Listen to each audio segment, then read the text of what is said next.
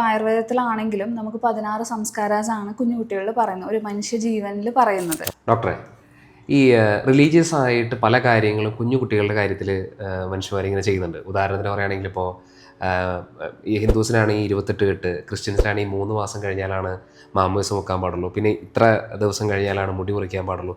ഇങ്ങനെ കുറേ കാര്യങ്ങളുണ്ട്. ഇതിൻ്റെ ശരിക്കുള്ള യഥാസ്ഥിതി എന്താണ്?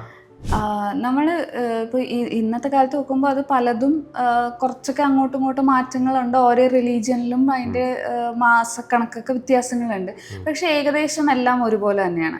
ഇത് പണ്ട് മുതലേ ഉള്ളതാണ്. ഇപ്പോൾ ആയുർവേദത്തിലാണെങ്കിലും നമുക്ക് 16 സംസ്കാരാസാണ് കുഞ്ഞുകുട്ടികളിൽ പറയുന്നത്, ഒരു മനുഷ്യജീവനിൽ പറയുന്നത്.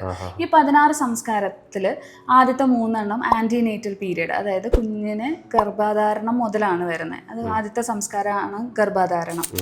അത് വരുന്നത് ശരിക്കും ഒരു കുഞ്ഞ് ജനിക്കുക എന്ന് പറയുന്ന ആ അമ്മയുടെയും അച്ഛൻ്റെയും പ്രൈം ഹെൽത്തിലായിരിക്കണം. അപ്പോൾ ആ ഫീമെയിലിനും മെയിലിനും പ്രൈം ഹെൽത്ത് ചെയ്യാൻ വേണ്ടിയിട്ട് അവർ ആ ഒരു മന്ത് അതിൻ്റെ പ്രിപ്പറേഷൻ കഴിഞ്ഞിട്ട് കുറേ ദിവസം തമ്മിൽ കാണാണ്ട് ഒരു ഓസ്പീഷ്യസ് ഡേയിൽ ഇവരുടെ പ്രിഫറബിളി ഇന്ന ഡേറ്റ് എന്നൊക്കെ ഉണ്ട്, അവരുടെ മെൻസ്ട്രുവൽ സൈക്കിളൊക്കെ വെച്ചിട്ടാണ് അത് കാൽക്കുലേറ്റ് ചെയ്യുന്നത്. എന്നിട്ട് ആ ദിവസം ഇവർ തമ്മിൽ ഇൻറ്റർകോസ് ചെയ്യാനായിട്ട് അവരൊരു ഫെസ്റ്റിവൽ പോലെയാണ് അത് ചെയ്യുന്നത്. ആ ഒരു കുഞ്ഞുണ്ടാവാനായിട്ട് അത്രയും ആൾക്കാർ ഇൻവോൾവ് ആണ് അതിനകത്ത്. സെക്കൻഡ് ജാതകർമ്മം വരുന്നത് പുംസവനം എന്നാണ്. പുംസവനം വരുന്ന മെയിനായിട്ട് ഹെൽത്തി ബേബി ഉണ്ടാവാനായിട്ട് മെഡിസിൻസ് കൊടുക്കുന്നതാണ്. ഈ മെഡിസിൻസ് കൊടുക്കുന്നത് പണ്ടത്തെ കാലത്ത് ഇപ്പോൾ കിട്ടുന്ന പോലത്തെ കാൽഷ്യം സപ്ലിമെൻറ്റ്, ഫോളിക് ആസിഡ് ഇങ്ങനെയുള്ളതൊന്നുമില്ല. അപ്പോൾ അതിന് ഈക്വലൻ്റ് ആയിട്ടുള്ള ഒരു രീതി നമുക്ക് വേണമെങ്കിൽ പറയാം ഈ പുംസവന കർമ്മം എന്ന് പറയുന്നത്. തേർഡ് വൺ വരുന്ന സീമന്തം. സീമന്തം usually 7th month 8th month അന്നേരമാണ് നടക്കുന്നത്. ഇന്നത്തെ കാലത്തും നടത്തുന്നുണ്ടത്.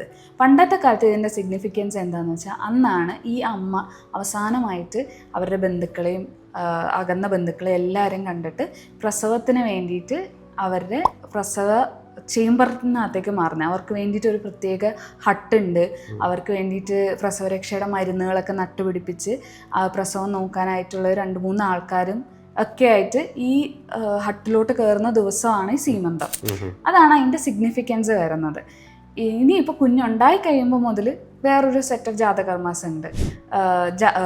ഫസ്റ്റ് വൺ ജാതകർമാസാണ്, പിന്നെ സെക്കൻഡ് വൺ വരുന്നത് നാമകർണ, പിന്നെ ഉപവേഷണ, അങ്ങനെ ഒരു 16 സംസ്കാരാസ് പോകുന്നുണ്ട്. ഇതിനൊക്കെ അതിൻ്റേതായ മെഡിക്കൽ റെലവൻസും ഉണ്ട്.